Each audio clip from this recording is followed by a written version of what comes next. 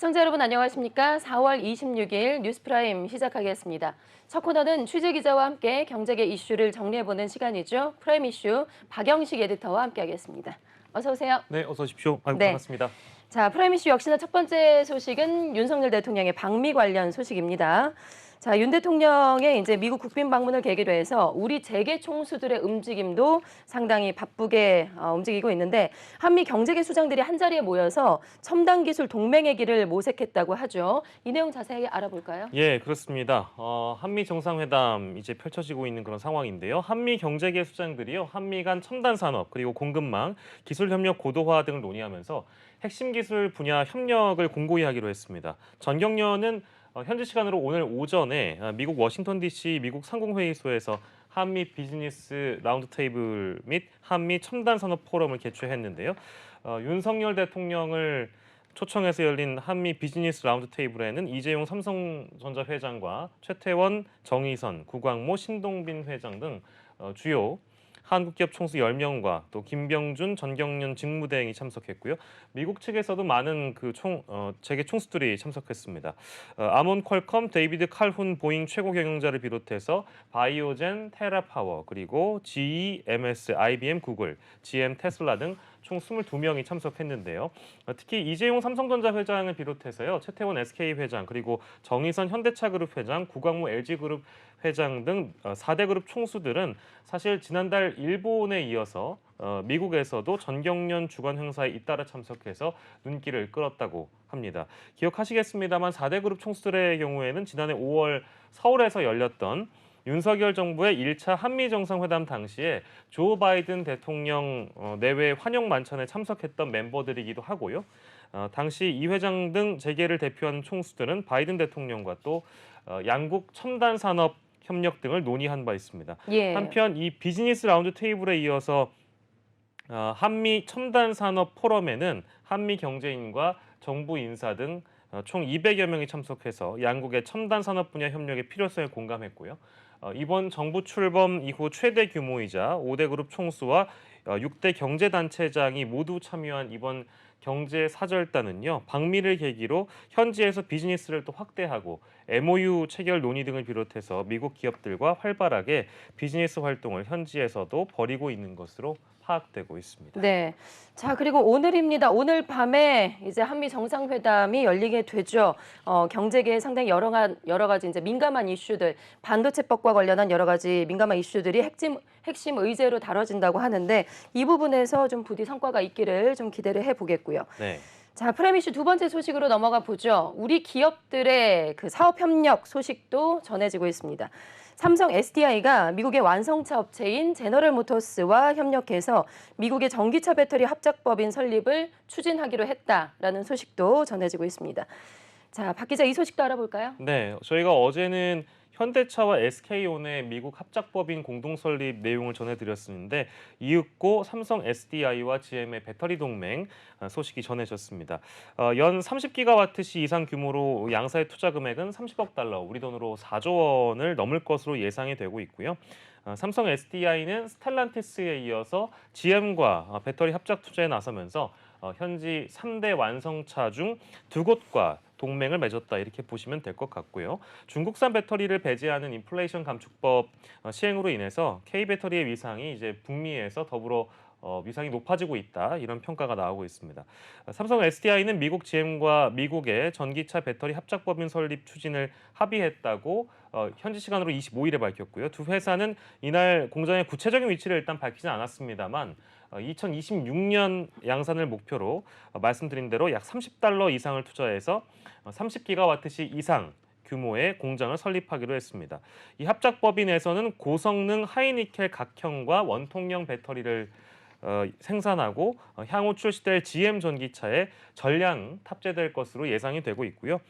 삼성 SDI와 GM의 전기차 배터리 합작법인 설립 발표는 한미 동맹이 기존의 어떤 군사안보 중심을 넘어서서 첨단 기술과 공급망 동맹으로 진화하고 있는 것을 상징적으로 보여줬다 이런 평가가 현지에서도 나오고 있고 한편 삼성 SDI는 미국의 합작법인을 설립하지만 국내에는 마더 팩토리 및 핵심 소재 연구 시설을 구축하고 차세대 배터리 기술 연구와 양산 체제를 강화한다는 방침으로 알려지고 있습니다. 네. 자, 이어서 프라임 이슈 세 번째 소식 알아보겠습니다.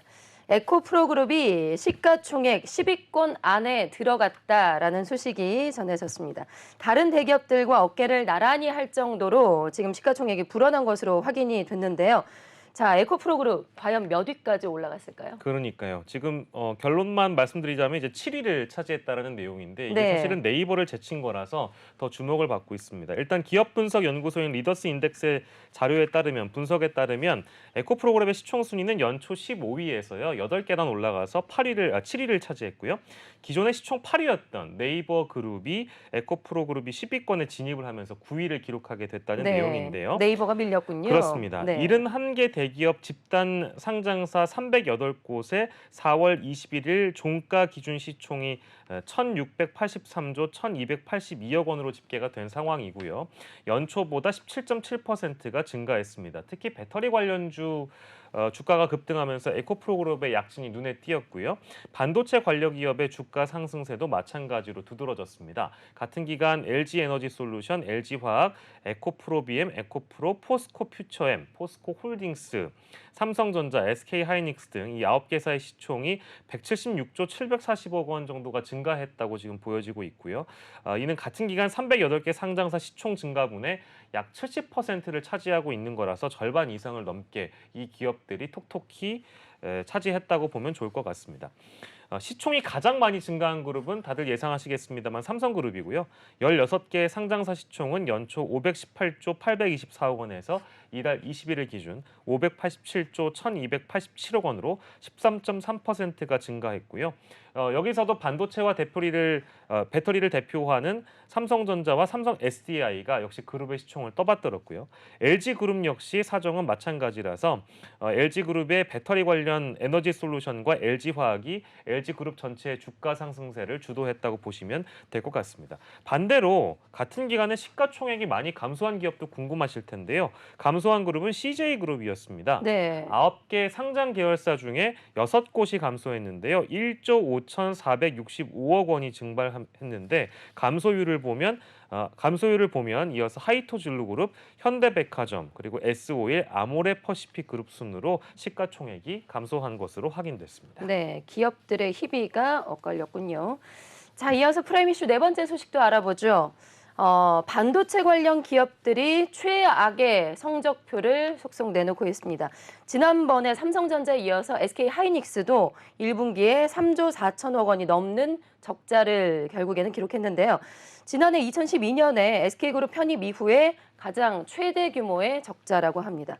박 기자, 이 소식도 자세하게 전해주시죠. 네, 글로벌 경기 침체에 따른 메모리 반도체 수요 감소가 역시 SK하이닉스의 큰 손실을 안겼습니다. 1분기 영업 손실은 3조 4,023억 원으로 적자 전환됐고요. 매출이 5조 881억 원으로 지난해보다 58.1%가 감소한 것입니다. 지난해 4분기에도 영업 손실을 기록했는데 적자폭은 더 커져서 2개 분기 만에 최대 적자폭을 기록했다. 그 적자가 쌓였다고 보면 좋을 것 같은데요. 이게 예. 사상 최악의 성적으로 지금 기록이 될 예정이라서 앞으로 이 기업의 전망은 또 어떠할지 궁금해지실 텐데요. 이 메모리 한파가 역시 국내 반도체 기업의 실적을 잇따라 강타하고 있다고 보는 것이 업계의 전반적인 평가이고 SK하이닉스의 경우에는 특히 D램 그리고 플래시 메모리 등 메모리 반도체가 제품 대부분을 차지하고 있기 때문에 충격이 더 컸다라는 분석이고 SK하이닉스는 1분기에 메모리 반도체의 수요 부진과 제품 가격 하락이 이어져서 매출이 줄고 영업 손실이 확대됐다고 설명했는데요. 여기서부터가 중요합니다. 다만 1분기에 고객 보유 재고로 감소세가 돌아섰고 2분기부터는 메모리 감산에 따른 공급 기업의 재고도 줄어서 하반기부터는 시장 환경이 개선될 것으로 그룹 차원에서 보고 있고요. D랩 업황의 경우에는 재고를 소진하기 전까진 낙관하기 힘든 상황입니다만 2분기까지 재고 증가세가 지속하면서 상반기 내에는 큰 수요 반등을 기대하기 어려울 것이라는 전망이 많지만 하반기에는 그렇지 않을 것이라는 그런 예측도 업계에서 나오고 있습니다. 아무튼 예. SK하이닉스는 챗 GPT 등 AI용 고성능 서버 시장 규모가 커지고 고용량 메모리를 채용하는 고객들이 늘고 있는 점 등을 어떤 실적의 긍정적인 요소로 또 바라보고 있고요. 최신 메모리 제품에 대한 투자도 앞으로 지속할 예정이라고 합니다. 네. 자, 프라임 이슈 다섯 번째는 이어지는 소식입니다. 앞서서 SK 하이닉스가 사상 최악의 실적을 기록했다라는 소식을 전해드렸는데 그럼에도 불구하고 오늘 SK 하이닉스의 주가는 실적 발표가 영향을 미치지가 않은 것 같습니다. 예. 오늘 플러스로 마감을 했죠. 맞습니다. 2.22% 올라서요. 87,400원으로 종가를 기록했는데요. 큰 영향이 없었습니다. 지금 보시는 그대로인데요. 사상 최대 적자라는 보도가 쏟아졌음에도 불구하고 오히려 사상 최악의 분기 적자를 내는 것이 반등의 요인이 됐다. 역설적이죠. 예. 당초 시장의 전망치가 사실은 3조 5천억 원대였던 걸 감안하면 예상보다 적자 수준이 낮았다. 이런 것들도 역시 반영된 게 아니냐라는 분석이 나오고 있고요. 하이닉스 측도 역시 앞서 설명드린 대로 메모리 반도체 다운턴이 1분기에도 지속되면서 수요 부진과 제품 가격 하락 추세가 이어져 전분기 대비 매출이 감소하고 영업 손실은 확대됐지만 앞으로의 전망은 그리 어둡지 않다라고 그룹 차원에서도 밝히고 있고요. 시장 역시 반도체 업황 반등 가능성에 무게를 둔 것으로 보이고 있습니다. 현재 글로벌 메모리 반도체 시장을 주도하고 있는 삼성전자나 SK하이닉스 그리고 마이크론 모두 감산을 공식화하면서 예. 반도체 시장의 어떤 공급 과잉이나 재고가 쌓였던 부분들이 해소될 것이라는 기대감이 지배적인 상황이어서 SK하이닉스의 주가에는 큰 영향을 주지 않았다 이렇게 보는 것이 맞는 것 같습니다. 네, 3분기에 좀 나아질 거라는 심리가 선반영된 것 같습니다. 네. 자, 이어서 프라임 이슈 여섯 번째 소식으로 넘어가 보죠. 포스코 퓨처엠이 LG 에너지 솔루션과 7년 동안 30조 원이 넘는 대규모 양극재 공급 계약을 체결했다라는 소식이 들어왔습니다. 최근에 대규모 수주에 잇따라 성공하면서 글로벌 톱티어 배터리 소재 기업으로 급부상하는 포스코 퓨처엠에 날개를 달아줬다라는 평가들이 또 나오고 있다고요. 네, 그렇습니다. 포스코 퓨처엠은 LG 에너지 솔루션의 30조 원 규모의 양극재 계약을 따낸 것으로 보도가 되고 있고요. 그러니까 올해부터 2029년까지 7년간 LG 에너지 솔루션에 약 30조 2,595억 규모의 양극재를 공급하는 계약을 체결했다고 밝혔는데요. 연평균 공급액으로는 약 4조 3천억 원의 계약이고요. 지난 1월에도 체결했었던 삼성 SDI와의 10년간 40조 원의 연간 공급 규모를 뛰어넘는 계약이라고 볼 수 있겠습니다. 예. 포스코 퓨처엠이 공급하는 제품은 전기차 고성능화에 필요한 배터리 핵심 소재인 하이니켈 NCM, NCMA 양극재인데요. 양극재는 다들 아시는 것처럼 배터리 원가의 40% 이상을 차지하면서 용량과 출력을 결정하는 핵심 소재이기 때문에 필수 부품이고요. 포스코 퓨처엠은 국내에서 사실 양극재뿐만 아니라 양극재와 음극재를 동시에 만드는 유일한 업체이기도 해서 경쟁력이 있는 기업으로 평가받고 있습니다. LG 에너지 솔루션의 국내외 배터리 공장에 일단 공급을 하게 되고요. 이번 추가 계약으로 포스코 퓨처엠의 LG 에너지 솔루션 수주 규모는 총 52조 원. 아까 말씀드린 삼성 SDI의 규모를 뛰어넘게 됐고요. 또 다른 대형 고객사인 삼성 SDI와의 공급 계약까지 포함하면 92조 원에 총 달하게 됩니다. 네. 자, 일곱 번째 프라임 이슈로 넘어가 보겠습니다. 종합상사에서 친환경 종합회사로 거듭나고 있는 곳이죠. 포스코 인터내셔널에 또 다른 악재가 터지게 됐습니다. 바로 수단에서 벌어진 내전 때문인데 자, 그런데요. 3년 연속 매년 주요 사업장 소재 국가에서 이렇게 대형 분쟁을 겪게 된 것이라고 합니다. 자, 박 기자, 이번이 처음이 아닌 거예요. 벌써 그렇습니다. 3년 연속이라고요. 네, 미얀마, 우크라이나에 이어서 이번에 이제 수단 충격을 받아들게 됐는데요. 포스코 인터는 2021년 이후에 매년 주요 해외 사업장이 세계적인 분쟁에 좀 휘말리면서 현지 주재원의 안위를 걱정해야 되는 상황을 연일 맞고 있고요. 예. 2021년에는 가스전 사업, 호텔 사업, 식량 사업 등을 하는 미얀마에서 쿠데타가 발생을 했었고요. 그 혼란이 이어지면서 아직까지 지금 사업이 정상적으로 이루어지기 힘든 상황이고 또 지난해에는 러시아와 우크라이나 전쟁이 있었습니다. 유럽 식량 사업 거점으로 삼았던 우크라이나의 상황이 녹록지 않으면서 미콜라이우 항에 위치한 포스코 인터의 곡물 터미널과 또 그곳에서 일하고 있는 직원들에 대한 걱정이 계속 이어지고 있는 와중이었는데 수단 내전이 터진 겁니다. 26일 상사업계에 따르면 수단에서 철수해서 귀국한 한국 교민 28명 중에 이 3명이 포스코 인터내셔널과 신풍제약 등이 함께 세운 수단 내 제약 합작 회사 GMC 관계자였다고 보도가 되고 있고요. 포스코 인터 소속은 일단 한 명인데 아프리카 사업 경험이 풍부한 부장급 베테랑으로 알려지고 있습니다. 수단의 제약법인 GMC는 이 무력 충돌이 있기 전까지는 아주 견실한 이익을 내는 법인이었다고 해서 안타깝다는 평가가 나오고 있는데요. 최근까지는 수단 내에서 제약회사 2위로 성장을 하면서 안정적으로 사세를 확장하고 있었다고 합니다. 다만 포스코인터는 향후에 수단 정세가 안정되면 안전 문제로 일시 중단된 현지 사업을 다시 또 챙길 예정이라고 밝혔습니다. 네. 자, 이어서 8번째 이슈로 넘어가 보겠습니다. 지난해 3월에 한국제강의 공장에서 설비 보수를 하는 협력업체 60대 노동자가 사망하는 사고가 발생을 했었습니다. 이와 관련해서 중대재해처벌법 위반 혐의로 당시 재판에 넘겨졌었던 한국제강의 대표가 징역 1년의 실형을 선고받고 법정 구속이 됐습니다. 자, 박 기자, 이 소식이 전해지면서 건설업계가 상당히 술렁이고 있다고요. 네, 그렇습니다. 현재까지 14건의 중대재해처벌법 위반 혐의로 재판에 넘겨진 기업 총수들이 있는데요. 지금 이 사안은 이제 첫 법정 구속이기 때문에 건설업계 쪽에서는 술렁일 수밖에 없는 그런 내용입니다. 창원지법 마산지원 일부는 26일 오늘입니다. 중대재해처벌 등에 관한 법률 위반 등의 혐의로 기소된 한국제강 대표 A씨에 대해서 징역 1년을 선고하고 법정 구속했습니다. 한국제강 법인에게는 벌금 1억 원을 부과하고 또 하청업체 대표에게는 징역 6개월, 집행유예 2년이 선고됐는데요. 재판부가 설명한 것을 보면 한국제강 사업장은 안전조치 의무 위반으로 여러 차례 적발돼서 벌금형을 받았고 2021년에는 산업재해로 인해서 사망사고도 발생했다. 이 같은 적발 내역 그리고 처벌 전력들을 종합해 봤을 때 한국제강 사업장에는 근로자 등 조사자의 안전권을 위협하는 어떤 구조적인 문제가 있는 것으로 보인다며 판결의 배경을 설명했는데요. 한국제강과 A씨 등은 지난해 3월 한국제강 공장에서 설비 보수를 하는 협력업체 60대 노동자가 무게 1.2톤짜리 방열판에 깔려 사망한 사고와 관련해서 안전보건 조치 의무와 또 안전보건 확보 의무를 이행하지 않은 혐의로 기소된 바 있습니다.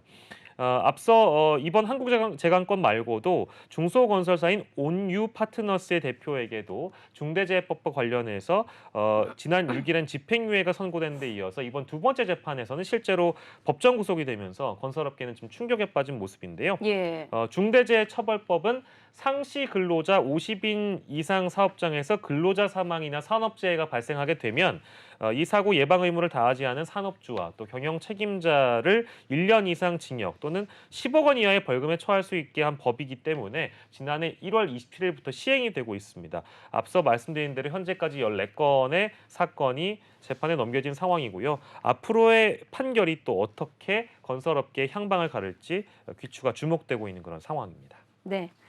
자, 이어서 프라임 이슈 마지막 소식 알아보겠습니다. 마지막으로 유통업계 소식 준비를 했는데요. 버거 프랜차이즈 버거킹이 햄버거의 신제품을 내놨는데 단품 하나만 가격이 약 15,000원이 넘는다고 합니다. 자, 이래서 화제가 되고 있는데, 자, 박 기자, 가격도 가격인데 네. 이름이 또 엄청나게 화제가 되고 있다고요? 그렇습니다. 이름도 화제고 가격도 화제인데요. 가격이 높은 만큼 이름도 긴 편입니다. 이제 햄버거를 버거킹에서 이 버거를 시키고 싶으시다면 화면에서 나온 것처럼 콰트로 맥시멈 미트 포커스드 어메이징 얼티밋 그릴드 패티 오브 더 비기스트 포 슈퍼 미트 프릭을 네. 시키셔야 합니다. 네, 지금 화면에 나오고 있는데 전체가 다 햄버거 단품의 이름이에요. 이름인 거죠? 예. 예. 웬만한 사람은 함부로 시켜 먹질 못할 것 앵커님도 같은데. 해보셔도 됩니다. 네, 제가 한번 해볼까요? 네. 콰트로 맥시멈 미트 포커스드 어메이징 얼티밋 그릴드 패티 오브 더 비기스트 포 슈퍼 미트 프릭. 네. 예, 이하 콰트로 네. 맥시멈입니다. 네, 간단하게 예. 콰트로 맥시멈 주세요 하면 되는 거군요. 그렇습니다. 근데 네, 안 틀렸습니다. 예. 예. 단품 기준 이게 15,000원입니다. 이제 패티 3장을 넣은 이 콰트로 맥시멈 3와 패티 4장이 들어간 콰트로 맥시멈 4가 있는데요. 단품 가격이 각각 3장짜리는 14,500원, 4장짜리가 16,500원이고요. 감자튀김이나 음료가 같이 붙어 있는 세트를 시키시면 16,500원, 18,500원. 라지 세트까지 하면 이제 이게 19,200원, 약 오. 2만 원까지 네. 가게 되는 건데요. 뭐 물론 이렇게 긴 제품명도 이색적이라고 볼 수 있겠습니다만 글쎄요. 햄버거 단품 하나에 15,000원 그리고 세트가 약 2만 원에 해당된다고 하니까 동종업계에서 안 그래도 적자로 버거킹이 알려져 있는데 이렇게까지 고급화 전략을 하는 이유는 무엇일까? 네. 예의주시하는 분위기라고 보여지는데요.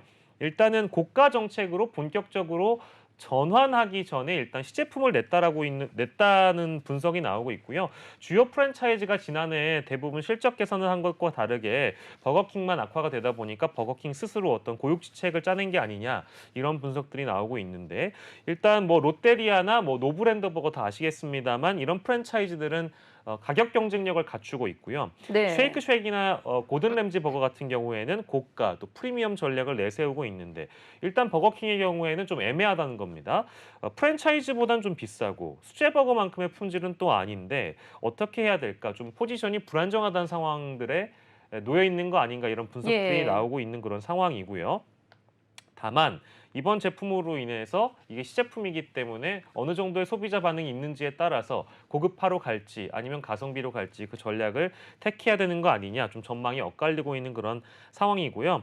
아무튼 업계에서도 예의주시하고 있습니다. 최대 2만 원에 육박하는 버거킹의 이번 신제품이 한정판으로 출시됐기 때문에 얼마나 인기를 끌지 지켜보고 있는 그런 상황이고 일각에서는 버거킹이 대표 메뉴인 와퍼 시리즈 외에 중장기적인 경쟁력을 갖추지 못하고 있어서 이러다가 할인 판매만 많이 들어가서 주목받지 못하는 거 아니냐라는 그런 비판도 있고요. 여튼 신규 소비자 유입이 어느 정도 되는지 그것이 관건이라고 볼 수 있겠습니다. 네.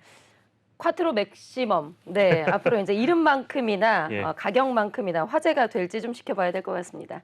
자, 오늘 경제계 주요 이슈들 프라임 이슈에서 자세하게 살펴봤습니다. 박영식 에디터와 함께했습니다. 고맙습니다. 감사합니다.